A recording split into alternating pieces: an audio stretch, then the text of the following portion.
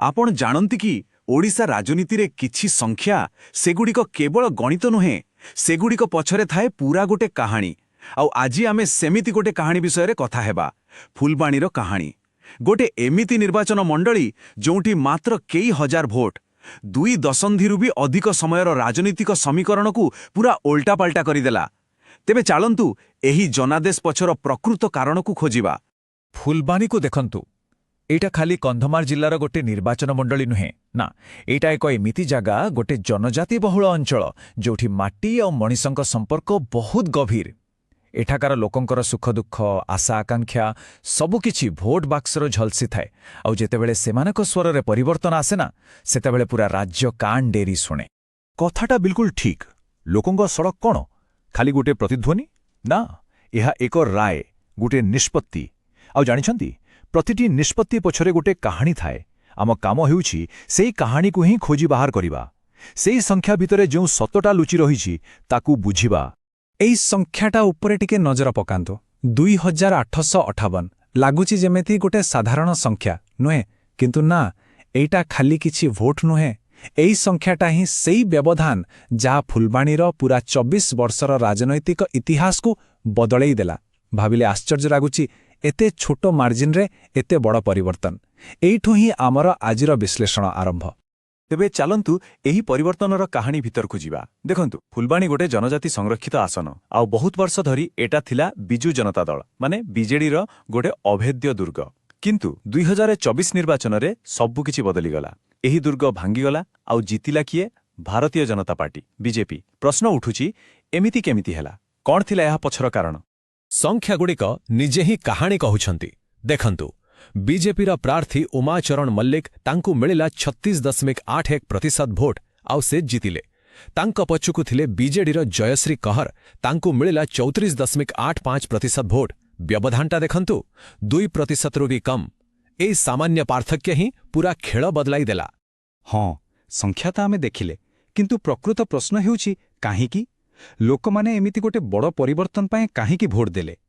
एहार उत्तर पाइबाकु हेले आमकु लोकंक पाखकु जिबाकु पड़िबो।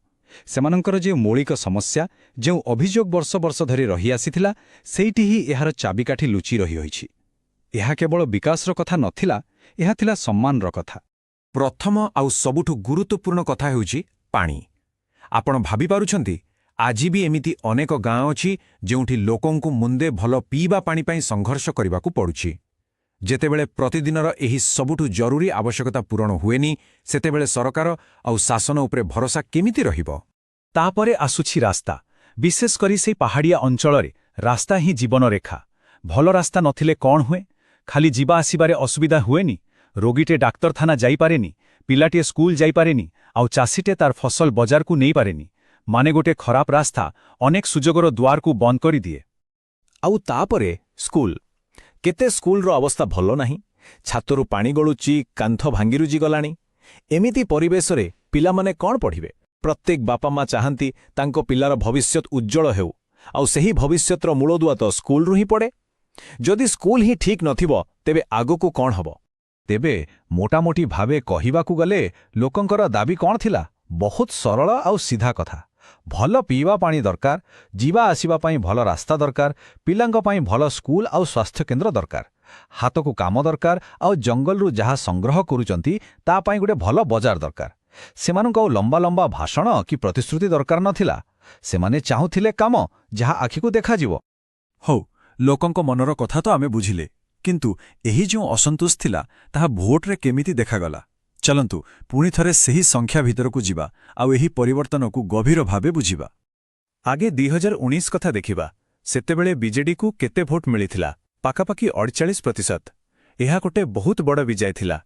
एथिर स्पष्ट जण पडुथिला जे फुलबाणी रे दलर स्थिति केते दृढ़ थिला। किंतु खाली 5टा वर्ष भितरे देखंतु कोन हेला, सेही 48% खसी आसिला 34.85% को। माने सीधा सड़क 13% रु अधिक भोट कमी गला। राजनीति रे एहाकु गोटे छोटो मोटो कथा कुहाजिबनी, एहा एक प्रकार राजनीतिक भूकंप। एही टेबुल को देखिले पूरा चित्र स्पष्ट होइजिबो। गोटे पटे बीजेडी रो भोट 13.2% कमिला, आउ अन्य पटे बीजेपी रो भोट 6.66% बढ़िला। आउ गोटे मजा कथा कोन जानती, दुई निर्वाचन रे मतदान हार प्राय समान थिला। एहार माने कोन? ଏହାର ମାନେ ହେଲା ଲୋକମାନେ ଘରେ ବସିନଥିଲେ, ସେମାନେ ବାହାରକୁ ଆସିଥିଲେ ଆଉ ଜାଣିଶୁଣି ପରିବର୍ତ୍ତନ ପାଇଁ ଭୋଟ ଦେଇଥିଲେ। ହେଲେ 2024ରେ ଯାହା ହେଲା ସେଇଟା କ'ଣ ହଠାତ୍ ହୋଇଗଲା? ବିଲକୁଲ ନୁହେଁ। ଏହା ପଛରେ ଗୋଟେ ଲମ୍ବା ଧାରା ଥିଲା। ଯଦି ଆମେ ଟିକେ ପଛକୁ ଯାଇ ପୁରୁଣା ନିର୍ବାଚନ ଫଳାଫଳକୁ ଦେଖିବା, ତେବେ ଏହି ପରିବର୍ତ୍ତନ ସଂକେତ ଆମକୁ ବହୁତ ଆଗରୁ ମିଳୁଥିଲା।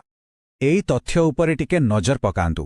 2009ରୁ ଆରମ୍ଭ କରି 2024 ପର୍ଯ୍ୟନ୍ତ ଦେଖନ୍ତୁ ବିଜେଡି 2014 ଆଉ 2019ରେ କେମିତି ଶୀର୍ଷରେ ପହଞ୍ଚିଥିଲା, କିନ୍ତୁ ଠିକ୍ ସେହି ସମୟରେ ବିଜେପି ମଧ୍ୟ ଚୁପଚାପ ନିଜର ଶକ୍ତି ବଢ଼େଇ ଚାଲିଥିଲା ଧୀରେ ଧୀରେ।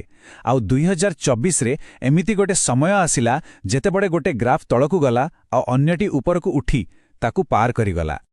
ଆଉ ଏହି ବାର୍ ଚାର୍ଟକୁ ଦେଖିଲେ ତ କାହାଣୀଟା ପୁରା ସଫା ସଫା ଦେଖାଯାଉଛି। ଦେଖନ୍ତୁ ବିଜେଡିର ସ୍ତମ୍ଭ କେମିତି ଧୀରେ ଧୀରେ ତଳକୁ ଆସୁଛି ଆଉ ବିଜେପିର ସ୍ତମ୍ଭ କେମିତି ଲଗାତାର ଉପରକୁ ଉଠୁଛି। ଏହାଠୁ ବଡ଼ ସଂକେତ ଆଉ କ'ଣ ହୋଇପାରେ ଯେ ଫୁଲବାଣୀର ରାଜନୈତିକ ପାଣିପାଗ ବଦଳୁଥିଲା। ଠିକ୍ ଅଛି, ଏତେ ସବୁ ବିଶ୍ଳେଷଣ ତ ହେଲା, କିନ୍ତୁ ଏବେ ପ୍ରଶ୍ନ ଉଠୁଛି ଆଗକୁ କ'ଣ, ବିଶେଷ କରି ବିଜେଡି ପାଇଁ ଆଗାମୀ ରାସ୍ତା କ'ଣ? ଦେଖନ୍ତୁ, ଖାଲି ସମସ୍ୟା ବିଷୟରେ କହିଲେ ତ କାମ ହେବନି। ଯଦି ହଜିଯାଇଥିବା ବିଶ୍ୱାସକୁ ଫେରି ଆଣିବାର ଅଛି, ତେବେ ଏକ ସଠିକ୍ ରଣନୀତିର ଆବଶ୍ୟକତା ରହିଛି। ଆସନ୍ତୁ ଏକ ସରଳ ସ୍ୱାଟ୍ ଆନାଲିସିସ୍ କରିବା। ବିଜେଡିର ଶକ୍ତି କ'ଣ? ସ୍ଥାନୀୟ ପରିଚୟ ଆଉ ଦଳର ପୁରୁଣା ସଂଗଠନ। ଦୁର୍ବଳତା? ଲୋକଙ୍କ ମଧ୍ୟରେ ଥିବା ଅସନ୍ତୋଷ ଆଉ ଏକ ପ୍ରକାରର କ୍ଲାନ୍ତି। ସୁଯୋଗ କ'ଣ? ଲୋକଙ୍କ ସେହି ମୌଳିକ ସମସ୍ୟାଗୁଡ଼ିକୁ ଧରି କାମ କରିବା। ଆଉ ବିପଦ କ'ଣ? ବିଜେପିର ବଢ଼ୁଥିବା ଶକ୍ତି ଆଉ ଜାତୀୟ ରାଜନୀତିର ପ୍ରଭାବ। ତେବେ ଏକ ରୋଡମ୍ୟାପ୍ କେମିତି ହେବା ଦରକାର? ଭାବନ୍ତୁ, ଏକ 90 ଦିନର ଯୋଜନା। ପ୍ରଥମ ମାସ ମାନେ ପ୍ରଥମ 30 ଦିନ କେବଳ ଶୁଣିବା ଆଉ ଯାହା ସମ୍ଭବ ତୁରନ୍ତ ସମାଧାନ କରିବା। ଦ୍ୱିତୀୟ ମାସ ଲୋକଙ୍କ ପାଖରେ ରହିବା, ସେମାନଙ୍କୁ ଦେଖାଦେବା ଆଉ ଆଗାମୀ ଦିନ ପାଇଁ ଏକ ସ୍ପଷ୍ଟ ଯୋଜନା ରଖିବା। ଆଉ ତୃତୀୟ ମାସ ସମର୍ଥକମାନଙ୍କୁ ଏକାଠି କରିବା ଆଉ ଲୋକଙ୍କ ସହ ଏକ ମଜବୁତ ସମ୍ପର୍କ ସ୍ଥାପନ କରିବା, ଯାହାକି କେବଳ ନିର୍ବାଚନ ପାଇଁ ନୁହେଁ, ସବୁଦିନ ପାଇଁ। ଶେଷରେ ଏ ସବୁ କଥାବାର୍ତ୍ତା ଆଉ ବିଶ୍ଳେଷଣରୁ ଆମେ ଗୋଟିଏ ବଡ଼ କଥା ଶିଖିପାରିବା। ଶାସନ କରିବାଟା କେବଳ ଚୌକିରେ ବସିବା ନୁହେଁ, ଏହା ହେଉଛି ଲୋକଙ୍କୁ ଦିଆଯାଇଥିବା ଗୋଟେ ପ୍ରତିଶ୍ରୁତି। ଆଉ ଯେତେବେଳେ ସେହି ପ୍ରତିଶ୍ରୁତି ଭଙ୍ଗ ହୁଏ, ସେତେବେଳେ ଲୋକମାନେ ଭୋଟ ମାଧ୍ୟମରେ ନିଜର ଜବାବ ଦିଅନ୍ତି। ତେବେ ଫୁଲବାଣୀର ଜଣାଦେଶରୁ ଆମେ କ'ଣ ଶିଖିଲେ? ଏଇଟା ଖାଲି ଗୋଟେ ନିର୍ବାଚନ ମଣ୍ଡଳୀର କଥା ନୁହେଁ, ଏଥିରେ ସବୁ ନେତାଙ୍କ ପାଇଁ ଶିକ୍ଷା ଅଛି। ପ୍ରଥମ କଥା, ଲୋକଙ୍କ ପାଣି, ରାସ୍ତା, ସ୍କୁଲ ଭଳି ମୌଳିକ ଆବଶ୍ୟକତା ସହ କୌଣସି ସାଲିସ ଚଳିବ ନାହିଁ। ଦ୍ୱିତୀୟରେ, ବିଶ୍ୱାସ କେବଳ ଜାତି କିମ୍ବା ପରିଚୟ ଦେଖି ମିଳେ ନାହିଁ, ଏହାକୁ କାମ କରି କମାଇବାକୁ ପଡ଼େ। ତୃତୀୟ କଥା, ଆପଣ କାଲି କ'ଣ ଥିଲେ ସେଥିରେ କିଛି ଫରକ ପଡ଼େନି, ଆଜି ଆପଣ କ'ଣ କରୁଛନ୍ତି ତାହା ହିଁ ମୁଖ୍ୟ। ଆଉ ସବା ଶେଷରେ ଗୋଟେ ଭଲ ଯୋଜନା ଆଉ ସଠିକ୍ ରଣନୀତି ଥିଲେ ହାରିଥିବା ଖେଳକୁ ବି ଜିତି ହୁଏ। ଗୋଟେ କଥା ଭାବନ୍ତୁ, ଯଦି ନିର୍ବାଚନ ଗୋଟେ କଥାବାର୍ତ୍ତା ନେତା ଆଉ ଜନତା ଭିତରେ, ତେବେ ସେତେବେଳେ କ'ଣ ହେବ ଯେତେବେଳେ ଲୋକଙ୍କୁ ଲାଗିବ ଯେ ସେମାନଙ୍କ କଥା ଆଉ କେହି ଶୁଣୁନାହାନ୍ତି? ଫୁଲବାଣୀ ବୋଧହୁଏ ଏହାର ଉତ୍ତର ଦେଇସାରିଛି। ଏହି ପ୍ରଶ୍ନଟି ଉପରେ ଚିନ୍ତା କରିବା ଆମ ସମସ୍ତଙ୍କର ଦାୟିତ୍ୱ। ଆଜି ପାଇଁ ଏତିକି, ଧନ୍ୟବାଦ।